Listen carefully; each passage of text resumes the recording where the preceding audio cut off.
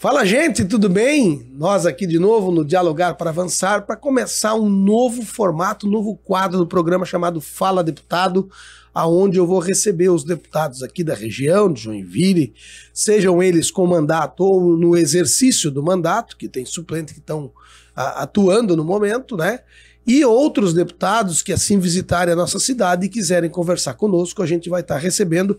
E hoje eu recebo, para abrir esse quadro Fala Deputado, o deputado Coronel Armando, né, o deputado que agora, tempo atrás, migrou de partido, foi para outro partido, e a gente vai conversar sobre isso, é um bate-papo. Quero desejar uma boa entrevista para nós, e seja muito bem-vindo ao Dialogar para Avançar, e abrilhantando e fazendo a abertura oficial desse quadro Fala Deputado. Seja muito bem-vindo, até porque já veio mostrando a medalha, né, amicíssimo do ex-presidente Jair Bolsonaro. Seja muito bem-vindo. Muito obrigado, é uma satisfação participar desse programa, além de ser uma satisfação, é uma oportunidade que a gente tem de falar com a comunidade, aqueles que com certeza vão ouvir o podcast e que vão ter dúvidas e perguntas para a gente. Nós estamos aqui para responder.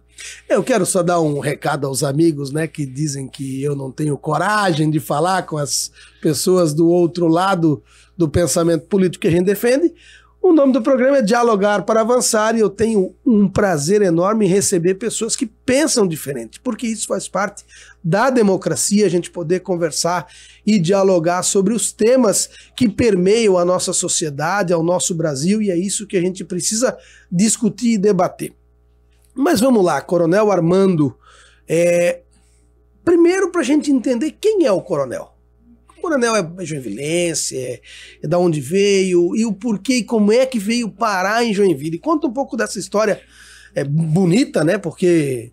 Bom, eu vou adiantando aqui. Eu sou filho de joinvilense. Meu pai era oficial do Exército, se formou na Academia Militar da Agulha Negra em 1952 e veio classificado em Joinville em 53 junto com Pedro Ivo, que era amigo do meu pai, formou-se junto. Depois foi para a carreira política e meu pai continuou a carreira militar e chegou a general do Exército. Então eu sou filho de um militar e essa é a razão de eu não ter nascido em Joinville. E joinvilense, pai joinvilense. A mãe joinvilense. A mãe joinvilense. Minha mãe é joinvilense. Meu pai é de Mato Grosso. Ah, sim. O meu pai veio, casou aqui em Joinville. Entendi. E a carreira militar faz a gente girar o Brasil inteiro. Meio nômade, né? E eu passava minhas férias aqui. Nasci em Resende, no Rio de Janeiro. Meu pai era instrutor quando eu nasci. E a gente sempre passava férias em Joinville. Então Joinville não, eu vinha para Joinville e no verão eu ia ou para Enseada, ou para Barra Velha, ou para Pissarras, as três praias mais próximas aqui. A gente já pegou bastante bicho de pé na Enseada, né? E bastante namorada também. Mas, então a gente tinha assim uma característica de passar o fim de semana, as férias aqui. Isso me trouxe para cá.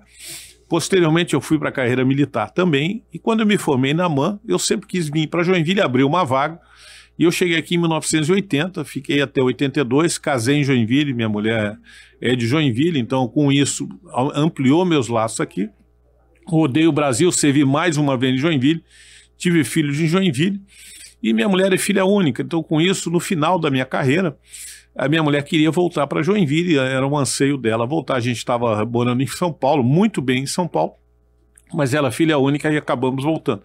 Então, nesse período, eu me fixei aqui, cheguei definitivamente em 2007 em Joinville, e desde lá estou morando aqui de forma continuada. Eventualmente a gente sai fora, e na carreira militar, eu, além da carreira militar, da formação acadêmica da AMAN, eu me formei em Educação Física, joguei basquete com o Oscar quando era criança em Brasília.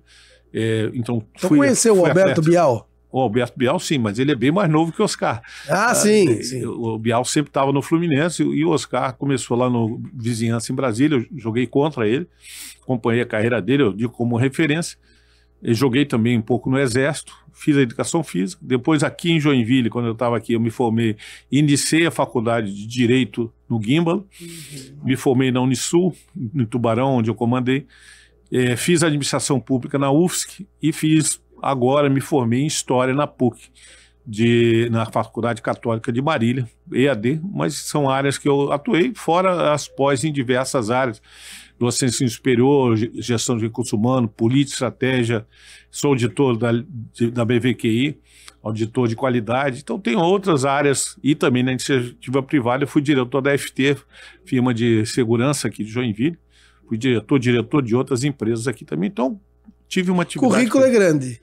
Sem sombra de dúvida, isso mostra a qualidade técnica e profissional, né, do deputado, né, é um gabarito gigantesco, que são para poucos, e a gente, às vezes, quando olha para a política, né, a gente acaba se decepcionando, né, porque se elegem pessoas com baixo intelecto, com uma baixa instrução, com qualidades não tão avantajadas como essa do senhor.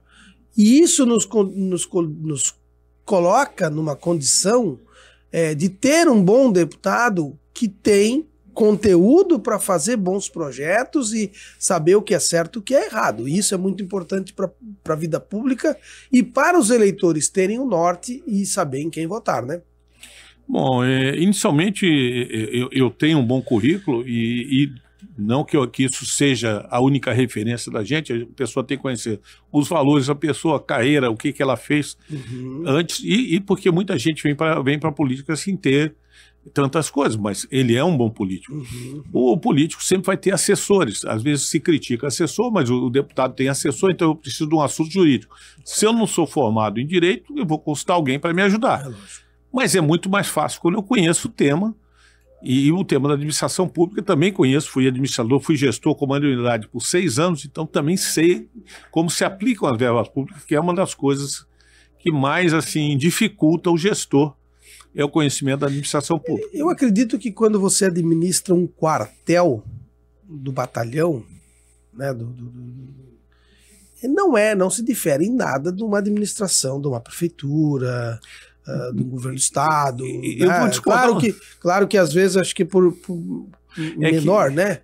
Olha, na parte da gestão das verbas é semelhante. Sim. A gestão das verbas. Na parte da administração tem uma diferença. No quartel existe a hierarquia de disciplina. Claro. Nós não temos greve de servidores. O soldado, se fizer greve, não vai ficar dentro do exército, vai ser punido. Já a greve é um instrumento legal, está previsto na Constituição, e quem administra, quem vive no executivo, seja municipal, estadual, federal, tem que saber conviver com isso. Mas dentro dos quartéis ainda nós não temos essa situação. Então, o que diferencia... Alguns episódios esporádicos da história brasileira que... mas isso aí não dá para caracterizar como direito. É um episódio. Como é que é o nome? É insurgência, né? É um motim, uma revolta. Vamos falar um pouco dessa carreira política, né? Que é uma carreira política teoricamente nova, né, deputado? Como é que surgiu esse anseio, esse desejo? Porque a gente sempre... Eu sou neto de militar. Eu não sei se o senhor conheceu. Meu falecido avô se chamava Lauro Zatter. Ele foi subtenente do batalhão aqui do 62BI. Claro, um mais velho, né? Talvez meu pai tenha servido com ele. É possível. Meu pai serviu aqui como capitão e muitos dessas pessoas serviram com ele. É possível. Então, o meu avô também era um cara muito reto, muito decente, né? Acontece que a gente, vendo o perfil do militar, a gente não vê ele na política, né? E como é que surge essa sua vontade de entrar na política? Bom, inicialmente como a maioria dos militares, a gente vê a política com distância, até porque a política não deve estar dentro do quartel. Então a gente vê com distância. Mas a gente vivencia na vida nossa situações políticas. Eu comandei no Nordeste, comandei em Crateús, no interior do Ceará, no sertão, e tive contatos com políticos nas atividades que a gente exercia. Então eu coordenei a distribuição de água na Operação Pipa, que é da seca do Nordeste, em 51 municípios do Piauí e do Ceará. Essa operação é a maior operação de defesa civil, também fui secretário de defesa civil em Santa Catarina, então eu posso dizer, a gente aqui pensa muito nas chuvas, no resultado da chuva. Lá é da falta de chuva. Então eu trabalhei com a seca e em alguns municípios, desses que eu fui, a gente recebia, quando começa a operação, o município declarou calamidade, você vai lá, uma equipe nossa monta os locais onde tem que entregar água, quantidade de pessoas, nós contratamos carro-pipa e iniciamos a tarefa de distribuir água, durante um período acentuado. Só que os dados são recebidos da prefeitura. E num dos municípios que eu estava, veio um cidadão dizendo, depois que a gente distribuir água há 3 meses, olha, nós não recebemos água da minha área. Aí me chamaram, eu tinha lançado a equipe, fui lá olhar, ó, vai lá na prefeitura e pega os dados de onde eles mandaram a gente entregar água. Aí a gente olhou, veio os mesmos dados que a gente estava executando. Tem alguma coisa estranha. Aí eu mandei, por uma iniciativa minha, ó, vê se ali naquela região tem alguma escolinha. E se houve eleição naquele local, naquela escolinha teve. Então estava caracterizado o local do voto. Aquela região não tinha votado no prefeito, ele não manda entregar água que é paga pelo governo federal. Isso me chamou a atenção. Falei, a água é diferente da gente estar aqui com água para beber. A água lá é para sobrevivência. A gente distribui 20 litros de água por dia para as pessoas. 20 litros, uma família de 4 pessoas ganhando 80 litros, ela vai ter que tomar banho, fazer a higiene pessoal, dar descarga, cozinhar, lavar louça, beber. Não tem água para você dar para um animal doméstico, não tem água para você fazer uma horta e ter uma vaquinha, algo que você vai precisar. Então a água é sobrevivência. E o prefeito não dava água para quem não votou nele. Coronel, e um parênteses, né, nessa nossa... É difícil de ter poço artesiano lá, de escavação, de achar água debaixo da terra? Lá nós temos um lençol, que é o maior do mundo subterrâneo, o aquífero Guarani. O Brasil tem uma reserva de água embaixo da terra, mas você tem que acessar, e normalmente a água embaixo da terra é saloba, você tem que fazer um poço artesiano e tratar. Mas Israel faz isso muito grande. Sim. Você vê, porque eu já estive em Israel. Israel, hoje, você compra vinho em Israel. Uhum. Eu tenho vinho que eu trouxe de lá, quando eu tive em missão lá. Tem vinho que eu visitei uma vinícola em Israel e tudo você vê como eles têm. E o Brasil tem projetos de transposição da água do São Francisco, que é da época de Dom Pedro II. Sim. Quando foi. Então, veja, nós temos projetos e também tem o poço artesiano que você pode fazer. Mas ainda tem que tratar a água e criar uma rede de distribuição. Uhum. O poço, ele mais ou menos fica para uma família. Uhum. Ele fica naquela região para a família. Você não dá para pegar ali e alimentar uma comunidade inteira só com aquilo. Então, você precisa estender mais a parte da água. Mas é uma solução, sim, adequada. Tecnologia tem, só falta talvez vontade. Exatamente. Né? Você tem água do mar também para tirar de salinizar, muita coisa é assim. Mas então isso me chamou a atenção, o fato dos prefeitos não trabalharem para a população que o elegeram. Outra coisa, eu fiz segurança das eleições em 2002 no interior do Piauí. E nessa segurança eu fui para um município no sul do Piauí, onde havia 2 lideranças políticas, uma da esquerda e um deputado federal. E eu fui, dentro dessa intervenção, eu entrei na casa do deputado e vi lá uma fila que terminava numa máquina de votação. E eu olhei, pô, isso é crime, não pode ter isso. Filmei, eu estava com uma equipe de filmagem, depois mandei para a justiça. E eu perguntei a um cara da fila, mas vem cá, por que você vai dar o teu voto para o deputado assim? Valorize o teu voto. Aí a resposta que eu tive, mas o deputado é muito bom, depois ele me dá 1 litro de leite. E eu vi isso, gravei e mandei para a justiça, não aconteceu nada disso. O deputado é da direita ou da esquerda? Esse era da direita. Aí eu quero dizer, tem político bom em todos os 2 lados. Mas o outro lado também tem, então, mas especificamente nesse caso, eu vi uma situação que me deixou assim, pô, mas como é que a gente está ajudando a população a melhorar se a gente não quer que ele melhore? Eu quero ser eleito sempre com 1 litro de leite, é só atualizar o preço. Mas do outro lado também acontecia coisa semelhante. Então isso me levou a não gostar da política. E quando o Bolsonaro surgiu para ser candidato a presidente, eu estudei com o Bolsonaro. Eu liguei para ele, Bolsonaro, eu vou tentar te ajudar, vou botar meu nome para deputado federal aqui em São Paulo. Vem, gordo, vem comigo aí. Apelido carinhoso. Eu não vou falar o apelido dele, mas ele também tem. Também tem. E aí eu acabei sendo eleito em 2018. E por que eu quero falar isso? Então eu entrei porque eu queria ajudar a mudança. E trazendo os valores que eu tenho 32 anos de exército. Não que é diferente, mas eu sempre pautei por uma conduta. E teu avô era militar, você sabe muito bom a retidão que os militares têm no exercício da sua função. Deputado, eu vou fazer uma provocação Pode aqui. Fazer. Sabendo dessa correção militar, dessa vida retilínea que um deputado, que um militar tem, e o senhor, pelo que a gente conhece, tem essa vida, né, dentro dos trilhos, digamos assim,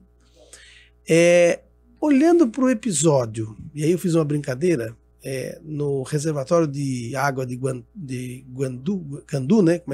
Guandu, quando o Bolsonaro fez aquele motim, fez uma rebelião contra o exército, e aí o senhor falou em hierarquia, e ele ameaçou de explodir, botar uma bomba e coisa. Isso não mancha um pouco o currículo dele enquanto militar? E o porquê que o militar dessa envergadura do senhor resolve então apoiar o Bolsonaro nesse sentido que achar que ele iria fazer uma revolução no Brasil ou melhorar, enfim. Qual é a lógica disso? Ou isso foi um episódio isolado na vida dele, depois ele se arrependeu? Deixa eu colocar assim, o Bolsonaro entrou em conflito com a instituição. As Forças Armadas têm as suas dificuldades internas e normalmente tratam isso de forma interna. O Bolsonaro, quando ele fez a primeira colocação, ele servia na Brigada Paraquedista, era capitão e reclamou do baixo salário, que provoca muita evasão de militares, provocava evasão, e o Exército naquele período estava trocando de uniformes, e isso era relativamente caro para aqueles que estavam na carreira comprar um uniforme novo, que era uma determinante superior. Ele falou, olha, o pessoal não tem condições. Então ele expressou uma voz por um canal que o outro canal técnico não estava conseguindo. Isso não está correto, não é o canal, e ainda mais que isso foi uma reportagem de Paz Amarelo da Vila. Ele foi punido, levou 15 dias de prisão. Depois a carreira dele seguiu. Eu acho que é natural, você foi punido, mas é um militar. Vida que segue, né? Ele teve depois outro episódio quando fazia Zaó, que não foi esse episódio do Guandu lá que ele fala. É uma coisa que se você disser, coronel, sabe fazer uma bomba, eu sei, faço isso, faço aqui, onde eu colocaria? Numa conversa informal você pode falar isso. Quando você falou e uma repórter publicou aquilo mudou de figura. Claro. E aí deu a entender que ele estava planejando fazer um atentado. E é isso que é a colocação que eu vou depois linkar com o 8 de janeiro. Agora, então, ali aconteceu, ele foi punido novamente, outras situações, foi ao Conselho de Justificação, depois foi julgado no STM e não foi condenado. Ele saiu do Exército, com aquela segunda parte, ele acabou saindo do Exército e ingressou na política pelas pautas que ele defendia. Que aí tá certo, o local dele fazer esse tipo de coisa é na política, né? Dentro do Exército, por isso que a gente fala que o Exército não quer a política dentro dos quartéis, mas não quer dizer que a política não seja importante. Ela vai ser para a gente ter orçamento para comprar armamento. O Brasil é um país que tem um orçamento muito baixo para as Forças Armadas, e as Forças Armadas estão para defender o país. A gente fala aqui de Joinville, mas eu tive no Oiapoque. O Oiapoque é nosso extremo norte, é ali, de um lado é o rio Oiapoque, do outro lado aqui é o Comando de Fronteira de Solimões, lá em cima, nós estamos no Oiapoque. Você olha para uma bandeira do Brasil, olha para uma placa, aqui começa o Brasil. E isso é importante. A referência nossa, a gente sempre pensa lá no fim do Brasil.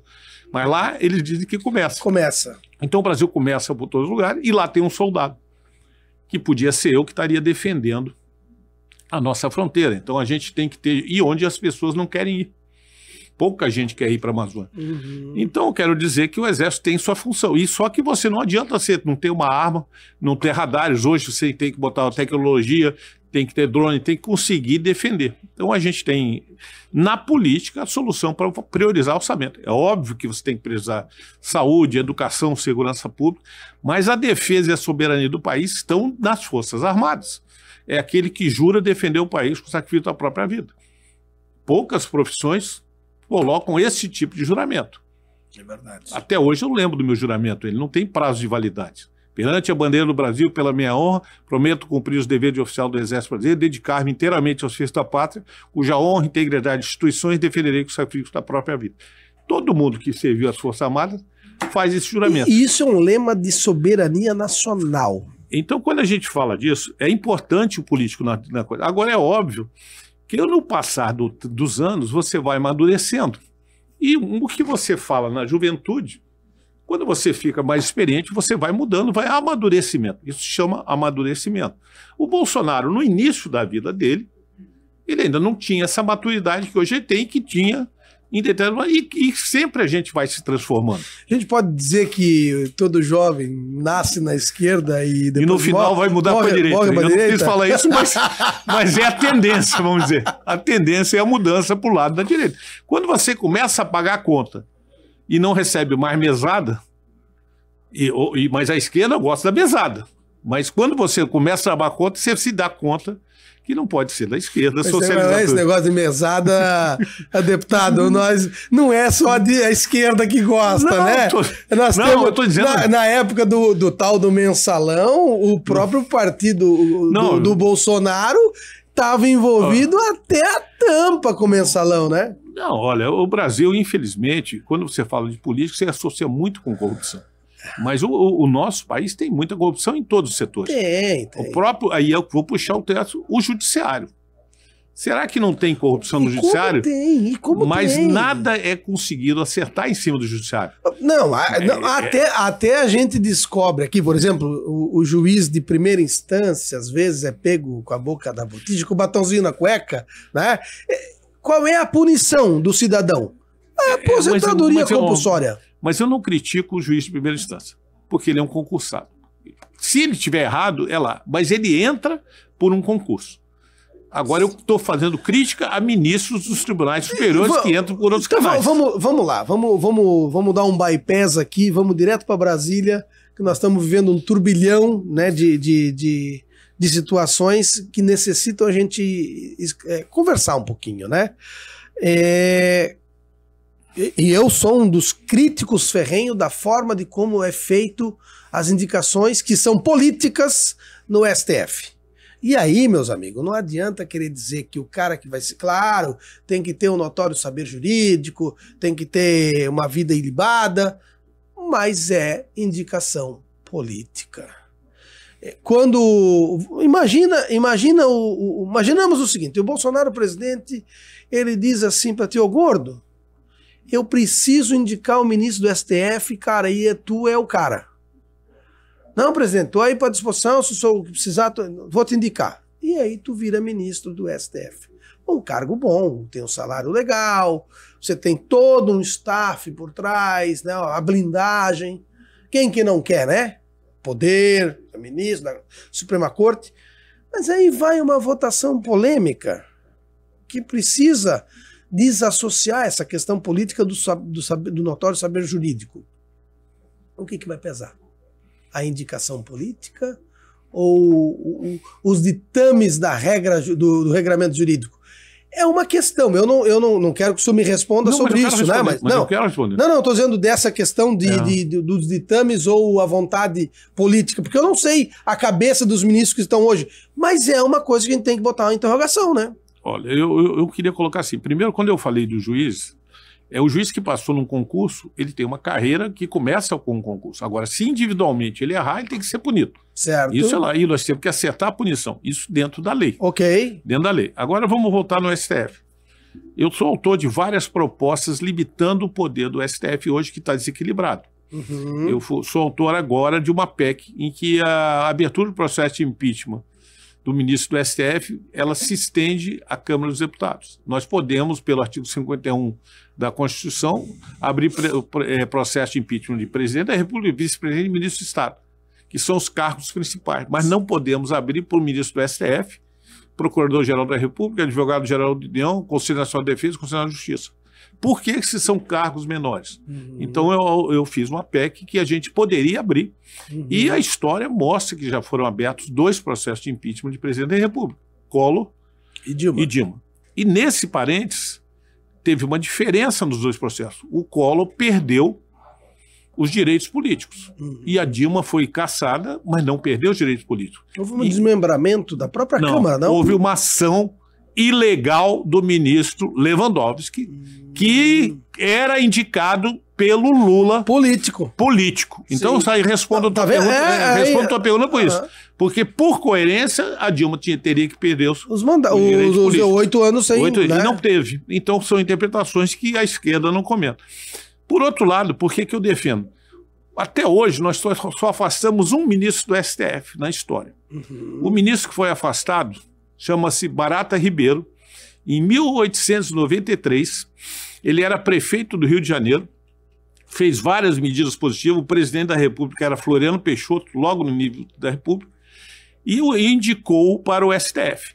Naquela época, a legislação, o cara assumia e a sabatina seria depois. Entendi.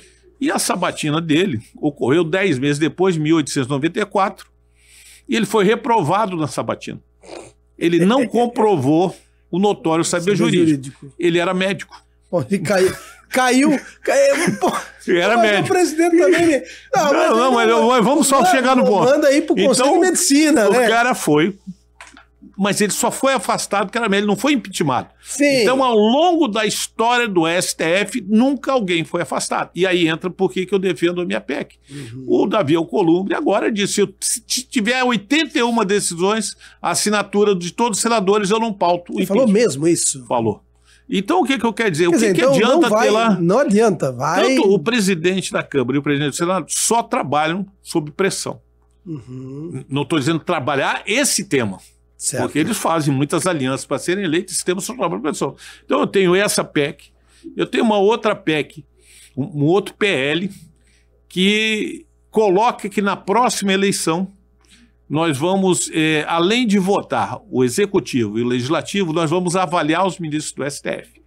Então você tem a lista dos candidatos a presidente, governador, senador, deputados federais e estaduais, e tem a lista dos 11 ministros do STF. A população se manifesta dizendo, se ele for mal avaliado por 50%, joga para o Senado e ele é obrigado a fazer um processo de avaliação e de impeachment. Mas isso é uma proposta. Isso é uma ideia. Não, é uma ideia. Mas não um projeto de lei, mas não... Não está aprovado. Sim, não, mas eu vou dizer aonde eu me baseio. Mas existe aí uma regra de transição, né? Não, calma. Não.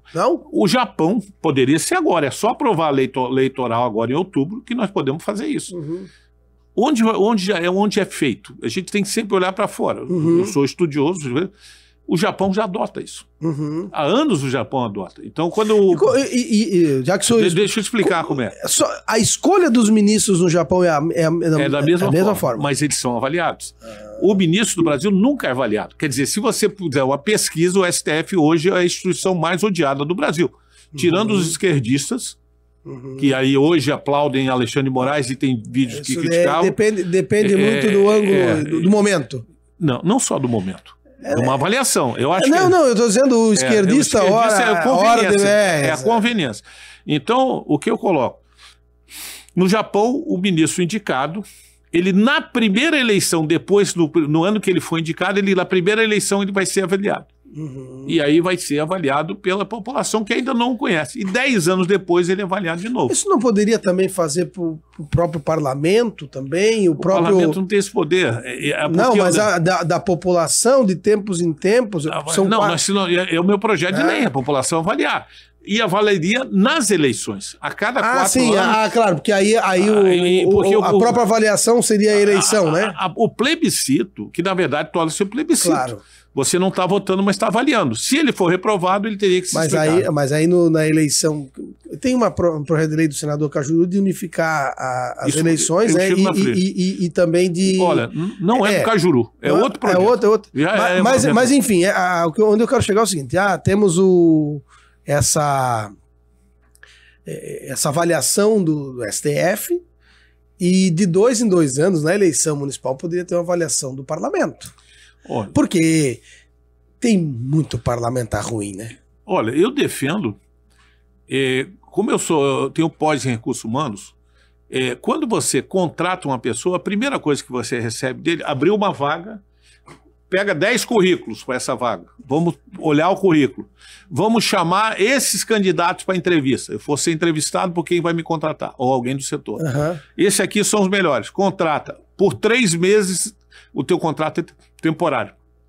Eu posso te demitir se eu não gostar. O político, são 295 municípios de Santa Catarina. 16 federais vão passar para 20.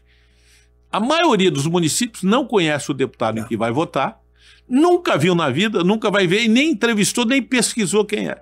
Então o voto é dado sem pensar que está contratando uma pessoa que você não pode demitir. É a brincadeira da cabra cega, né? Aí nós poderíamos realmente avaliar e dizer, não deu, eu acho que a cada ano nós temos que avaliar, ou se for muito curto, vai estabelecer um prazo de avaliação, como eu estou falando.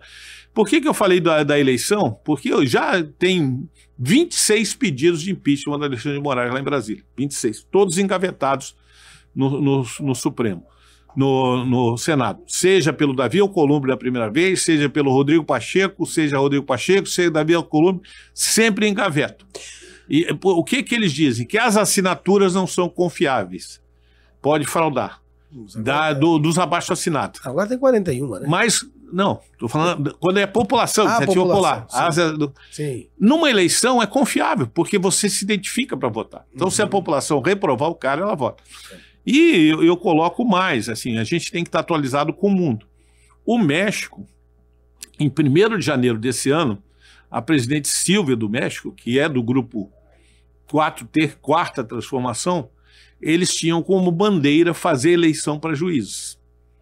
O México, em 1º de junho de 2025, fez eleição de 2.700 juízes, porque eles achavam, isso era a bandeira, que os juízes estavam envolvidos com o narcotráfico e com o crime organizado.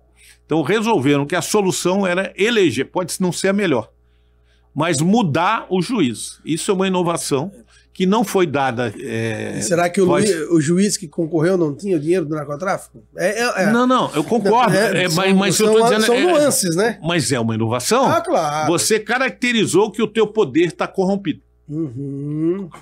Pode não ser a melhor solução, mas amputou todo mundo que estava ali. Então eu não estou dizendo que é a melhor, mas eu estou querendo dizer que mostrou que existe um problema. E esse problema não está restrito ao México. Você olha para a Venezuela, olha para o Brasil. Quando você falou, o juiz vai ser aposentado. Quantas vendas de sentença nós temos no Brasil? Quantas decisões monocráticas estão sendo tomadas no STF, anulando a Lava Jato, que é a maior operação de corrupção do mundo, foi anulada pelo Toffoli, com o aval de todo mundo. Quando chegou neles, lá, outra característica da justiça brasileira, o juiz não se declara mais suspeição ou impedido. E quando começa a atuar, escritório de advocacia da advogada, que é a mulher do juiz, ele vai ser isento. Como o Alexandre de Moraes está julgando Bolsonaro como vítima, acusador e juiz. Então, a nossa justiça perdeu aqueles princípios básicos dela ser, talvez, o símbolo, o olho fechado e a balança. Hoje, a nossa vista ela tem peso para a esquerda e tem olhos para a direita, para fazer o peso. Então, hoje, nós não temos uma justiça confiável no Brasil. E essa é a razão que a gente tem. Se o STF fosse bem avaliado, eles não teriam que andar em avião da FAB, quase arrebentando a FAB, nem que contratar segurança vitalícia para todos os ministros do STF e seus familiares.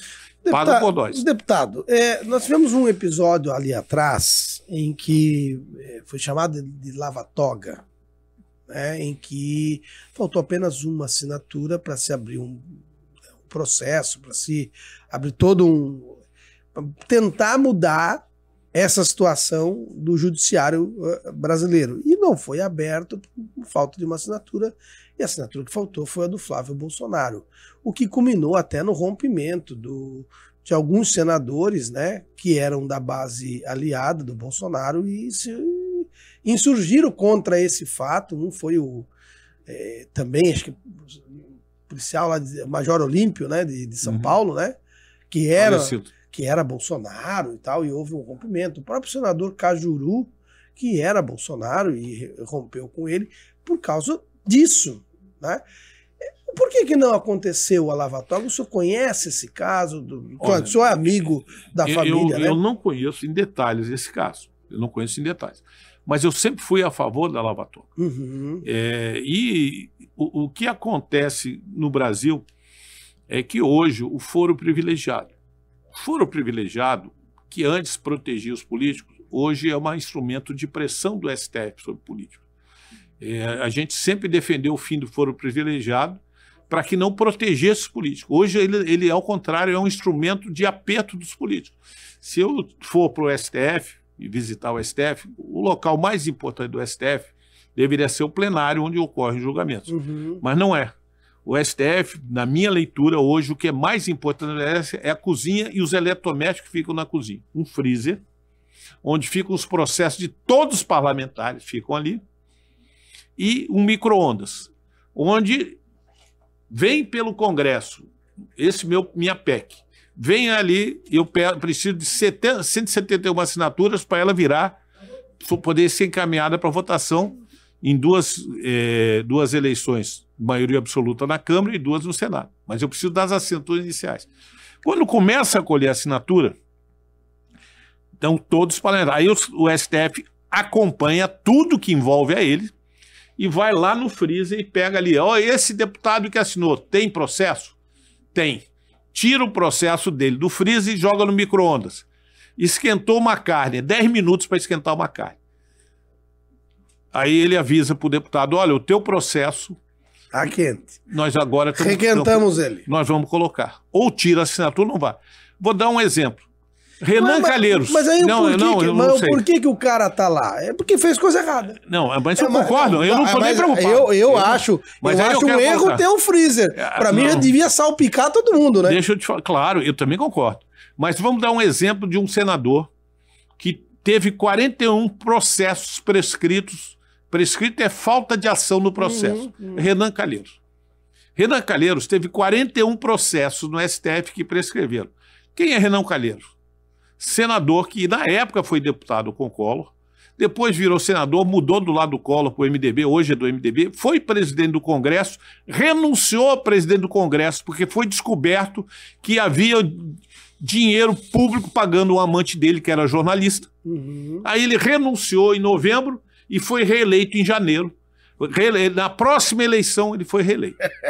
Não foi impedido. Então veja, e 41 processos dele simplesmente prescreveram. Esse não, porque veio a público. O que acontece é quando a gente não tem imprensa confiável denunciando a proteção para a corrupção.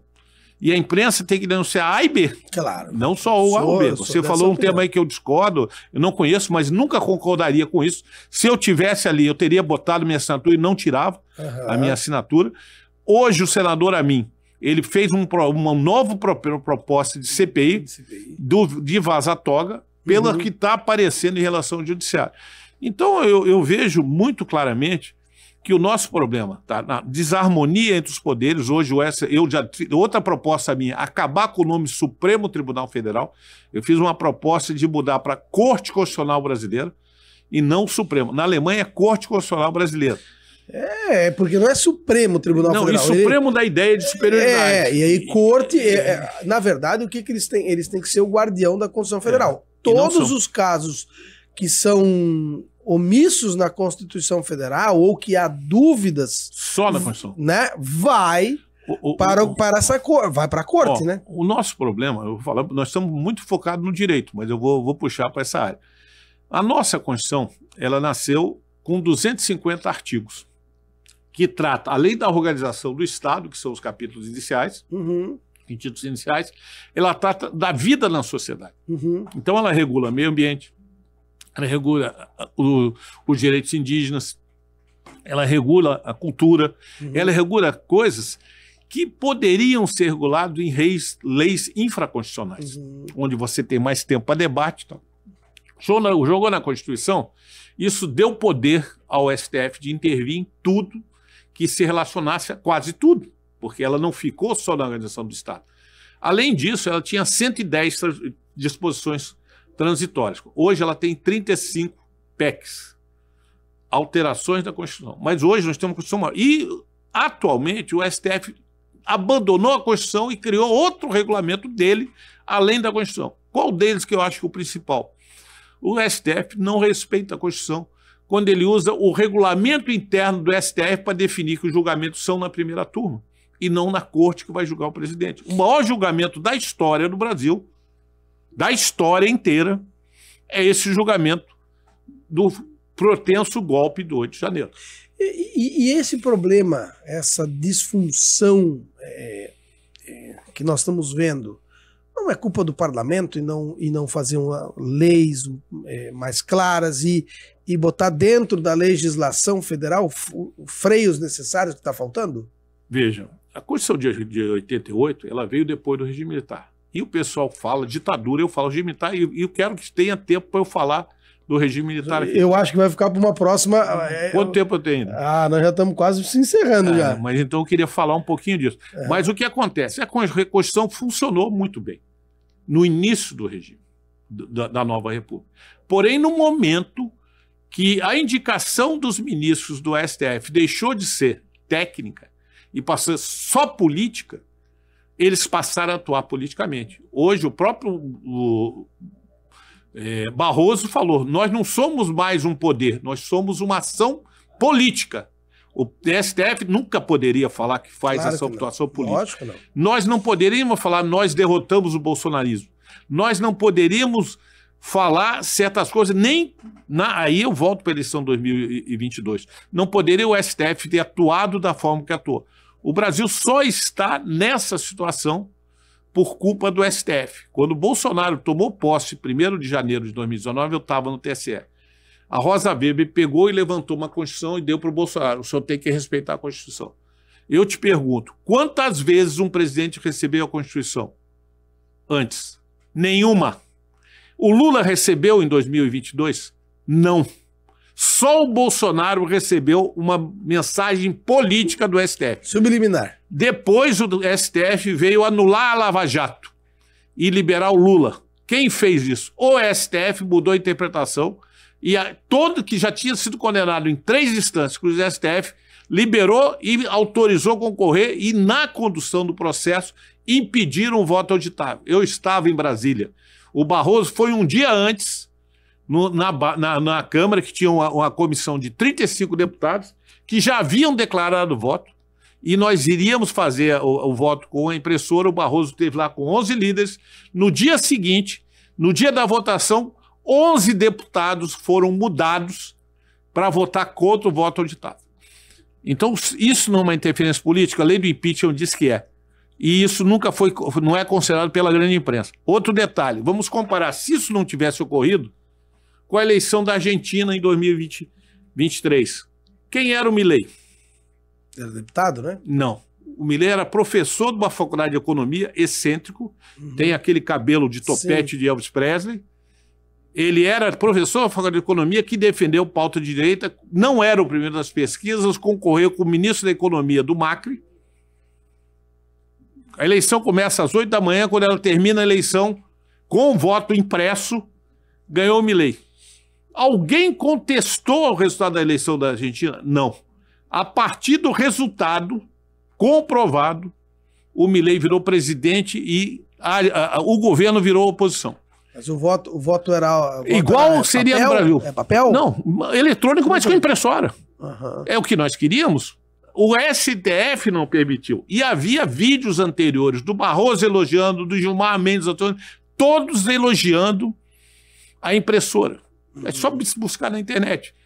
O que mata a credibilidade é você buscar na internet uma fala sua que você não faz. Então você acha vídeo. Então, se a gente tivesse uma eleição que tivesse voto auditável, eu garanto que ninguém contestaria. Até hoje tem dúvida sobre a eleição. E vai ter em 2026 se não tiver voto auditável. O que é tão difícil? Eu comparo botar a impressora no voto a ter um carro. Os nossos primeiros carros só andavam. Depois você colocou retrovisor, botou farol, você põe freio ABS, põe airbag. Aperfeiçoando, né? Por que a nossa urna não pode ser aperfeiçoada? A Alemanha tirou a urna eletrônica e botou voto impresso de novo.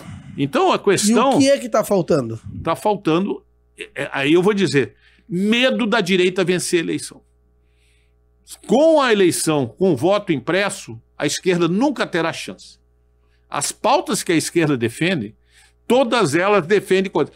Falam, o cara de direita é violento. Aonde você vai numa prisão ver? Aonde votam os presos? Na esquerda ou na direita? Mas os votos da prisão são muito poucos. Não, mas não é isso. É o que representa aqueles votos da prisão. Um pensamento que a esquerda protege os presos. Mas aí a gente tem que... O senhor é um estudado, o senhor sabe que menosprezar apenas, fazer o discurso muito raso entre direita e esquerda. A gente sabe que direita e esquerda vem da Revolução Francesa, onde distinguia quem era situação ficava do lado direito, quem era oposição ficava do lado esquerdo. Mas eu tô falando, mas tudo bem, mas a gente... Mas eu tô falando de pautas. Estou falando de pautas. Quem defende quando a gente quer agravar a pena? Quem é que não deixa agravar a pena? Os partidos ditos progressistas. Não, vamos tirar progressistas, que eu sou PP. Eu sou PP. Mas... Você não pode confundir o PP com o progressista. Mas é um partido de direita antigarena. Mas as a palavra, vamos falar partidos de esquerda. Se você falar partido de esquerda, eu concordo. Progressista tem partido com esse nome. Então vamos pegar o ideário, o estudo...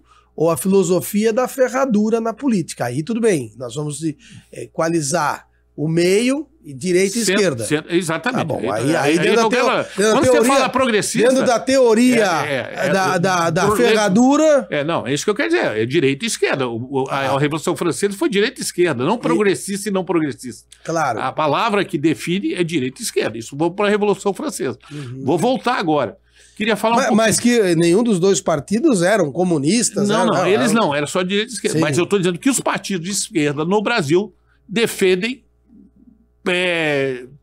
a social. O cara é vítima da sociedade, o bandido. A audiência eu discordo. Acho mas que com toda a pena que a gente faz. Acho que a sociedade pecou num passado muito mas associou-se à direita. Por exemplo, a escravidão é uma dívida que nós ainda falta corrigir. Mas não que o cara é bandido porque a sociedade... Não é isso. Mas eu concordo que quando a gente entra numa pauta de aumento da vitimismo, né? Não é só vitimismo. Quando a gente aumenta na pauta de aumentar as penas, a esquerda é contra. É isso que eu quero colocar. A posição dela é contra.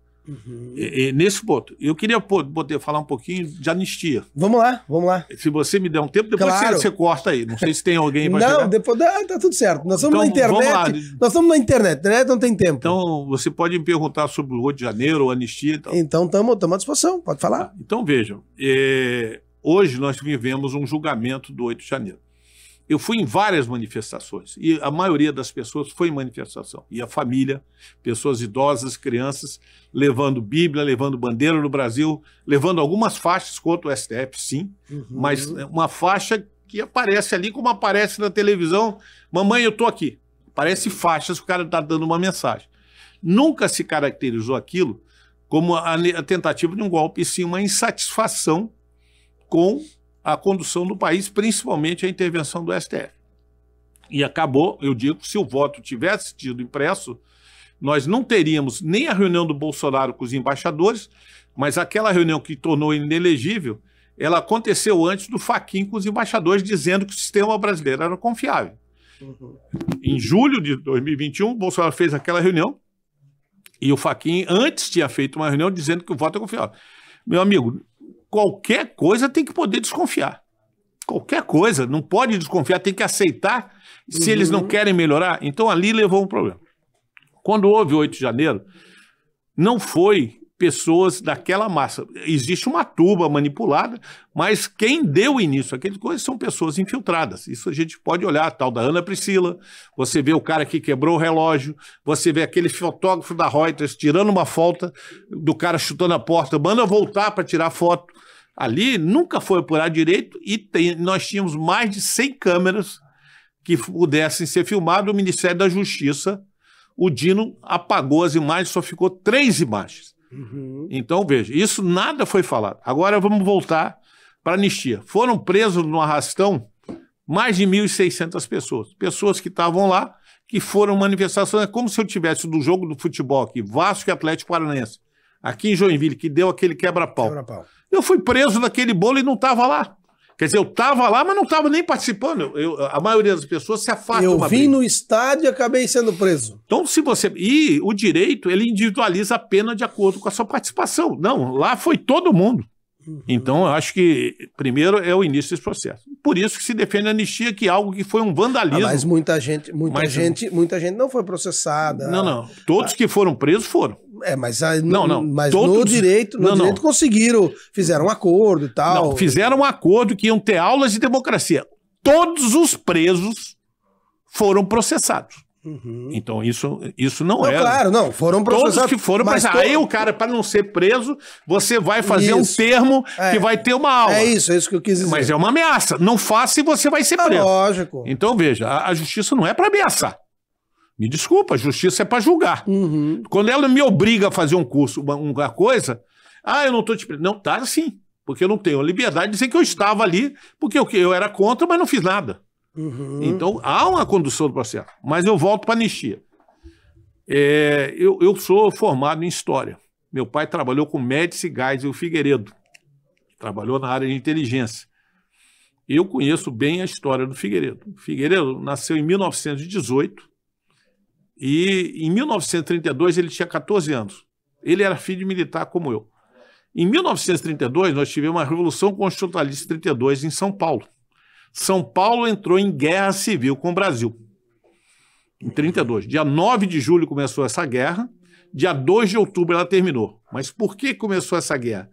Porque Júlio Prestes, que era governador de São Paulo, venceu a eleição em 1930. E iria tomar posse. Aí Getúlio Vargas sai do Rio Grande do Sul, de São Borja, vai ao Rio de Janeiro apoiado e impede a posse de Júlio Prestes, presidente eleito. Getúlio inicia um governo dizendo: vou fazer uma nova Constituição e estamos acabando a República Café com Leite. Ou é Minas ou São Paulo que indicava os presidentes. Getúlio foi para quebrar isso. Em 32, Getúlio não fez a Constituição. Aí São Paulo cobrou dele e foi à guerra. Perdeu, de 9 de julho a 2 de outubro. Os líderes dessa revolução foram exilados e depois foram anistiados. O pai do Figueiredo era o coronel Euclides Figueiredo, foi preso, foi exilado, morou um ano em Lisboa, um ano em Buenos Aires, e em 1934 foi feita a Constituição e junto foi feita a anistia. Então Figueiredo era filho de um exilado anistiado. Por que eu falo isso? Porque a lei de anistia de 78, a lei de anistia de 78, implantada pelo Geisel, ela na verdade foi feita, mas começou a voltar aos anistiados em 79. Quem era o presidente? Figueiredo. O presidente falou: a anistia será ampla, geral e restrita. Não foi a OAB, não foi CNBB, não foi a imprensa, foi a participação do Figueiredo, que era filho de um exilado anistiado, que fez a anistia ser ampla, geral e restrita. Agora vamos dizer quais eram os crimes daqueles que foram anistiados. Crimes. No dia 4 de setembro de 1969, houve o sequestro do embaixador americano Charles Elbrick. Esse sequestro em 69. Ele começa... O manifesto do sequestro, comunicando que ele havia sido sequestrado, foi escrito por Fernando Gabeira, comentarista da Globo News, já foi... Era terreiro, né? Já foi deputado federal, comentarista da Globo News, e Franklin Martins, que foi ministro das Comunicações do Lula, era guerrilheiro. Esse manifesto está na página 254 do livro A Verdade Sufocada, do Ustra. Eu li o livro, conheço a história do regime militar. Começa assim: no dia de hoje sequestramos o embaixador dos Estados Unidos, Charles Elbrick, ele está em algum lugar do país. Este é mais um ato da ação revolucionária onde praticamos assaltos a bancos para recuperar o dinheiro roubado dos banqueiros, dos trabalhadores, da população para financiar a luta armada, onde fazemos ataques a presídios para liberar nossos companheiros de luta, atacamos delegacias e quartéis para conseguir armas para a luta, fazemos justiçamento daqueles que apoiam a ditadura e fazemos explosões de prédios onde funciona o órgão da ditadura. Isso tudo é falado dentro do regime. O sequestro do embaixador Charles Elbrick é mais um ato da guerra revolucionária, onde neste ano iremos iniciar a guerrilha rural no Brasil. Isso é manifesto escrito por eles. Guerra revolucionária. Ninguém nesse momento falou em democracia. Seremos forçados a matar o embaixador caso duas exigências nossas não sejam atendidas. A primeira delas é publicação desse manifesto em até 48 horas em todos os meios de comunicação do Brasil. E a segunda, depois de comunicado, a libertação de 15 presos políticos que nós iremos indicar após, que deverão ser colocados em avião para serem encaminhados para o Chile, México ou Argélia, e de lá não poderão sofrer qualquer tipo de sanção. Caso essas exigências não sejam atendidas ou não haja resposta, nós seremos forçados a justiçar o embaixador americano. Agora é olho por olho, dente por dente. Assina Aliança Libertadora Nacional e MR8. Movimento Revolucionário 8 de outubro. O que é o 8 de outubro? É o dia da morte do Che Guevara na Bolívia, que é endeusado pela esquerda, mas ele tem um discurso na ONU. Gravado. Assassinamos, assassinaremos e continuaremos assassinando, enquanto não implantarmos o nosso regime. E ele está na camisa dos pacifistas da esquerda. MR8 é isso, é a data da morte dele. Voltando para o MR8, meu pai fazia curso lá em SEMI, no Rio de Janeiro, em 1966, 1967, 68. O oficial boliviano que comandou a operação que matou Che Guevara estudava com meu pai. Esse MR8 preparou um atentado e matou um oficial alemão, confundindo com o boliviano. Justiçou. Esse lá, meu pai estudava com ele, eu era criança, morava ali e tinha 10 anos. Eu sei disso. Depois eu vou falar em outro tema. O primeiro atentado terrorista do Brasil aconteceu no dia 25 de julho de 1966, no governo Castelo Branco, que saiu em março de 67. Foi um atentado no aeroporto de Guararapes, onde foi colocada algumas bombas em Recife, mas lá no aeroporto especificamente o Costa Silva, que era ministro do Exército, ia chegar e já estava em campanha para substituir o Castelo Branco. Substituir, numa ditadura não substitui. Fidel Castro assumiu Cuba em 1961. Saiu em 2003 ou 2004. 53 anos no poder, sem transição. Há quanto tempo Putin está no poder, Xi Jinping? Todos ficam. No regime militar, a cada 5 anos mudava coisa. Ditadura é uma coisa, regime militar é outra. Mas nesse caso de Guararapes, foi colocada uma bomba no aeroporto, numa livraria chamada Sodiller, que é antiga, que vendia livros. O segurança pegou a maleta e foi tirar porque achou que alguém tinha esquecido. Essa maleta tinha uma bomba, ela explodiu. Ela matou um vice-almirante da reserva e um jornalista, feriu de 13 a 14 pessoas. Destroçou o aeroporto. Eu conheci o major Silvio Ferreira da Silva, que depois saiu general, que perdeu os dedos da mão esquerda nessa explosão. Nesse atentado. Perdeu. Terrorismo. Todos foram anistiados. Quem planejou o atentado de Guararapes foi um padre português que foi dar aula em Coimbra. Então, quando a gente fala da igreja, em determinado momento a igreja admitiu isso. E aí todos foram anistiados. Entre os anistiados de 15, dos 15 terroristas, José Dirceu foi um. E ele foi para Cuba, fez uma cirurgia plástica, voltou, foi morar lá em Londrina, casou de novo e depois foi para a luta armada. Então, quando a gente comenta luta armada com morte de pessoas, no regime militar, morreram 121 pessoas do lado das forças, esse boliviano, outros foram atentados, justiçados, e 430 pessoas, mais ou menos, da esquerda, em luta e em confronto. Inclusive alguns que eles justiçaram e diziam que a culpa era do regime militar. Estou dizendo que não houve nada, mas era uma guerra. Todos estão anistiados e ganham indenização. Hoje nós pagamos 17 bilhões de indenização para essas pessoas que praticaram crimes. Assaltar banco, matar gente, sequestrar. Eu servi em São Paulo no 2º Exército, lá onde chegou uma Kombi cheia de explosivos, dia 27 de junho de 1968. Explodiu. Um dos grupos que estava envolvido já é Polop. Quem é desse grupo? Dilma Rousseff. Então, e é anistiada e foi anistiada de novo. Quando você fala que esse pessoal lá, que não matou ninguém, que foi para lá e depredou, não pode ter anistia, e anistiou José Dirceu, anistiou Gabeira, anistiou todos que fizeram esses crimes. Está havendo coerência no Brasil? Então, o que eu quero dizer, não pode dizer se anistia quem foi anistiado. Isso é uma hipocrisia ideológica. O Brasil teve, ao longo da sua história, 48 atos de anistia desde a fundação do Império.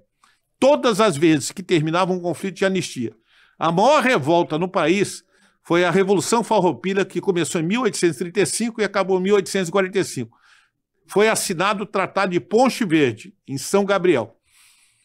Esse atentado, a Revolução Farroupilha separou o Rio Grande do Sul do Brasil e, inclusive, levou Santa Catarina e a República Juliana a aderir à Revolução Farroupilha.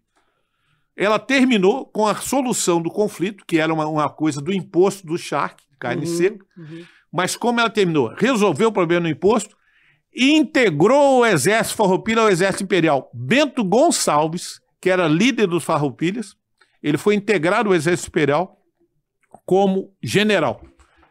Para você ver qual é a função de uma anistia. Pacificar o país.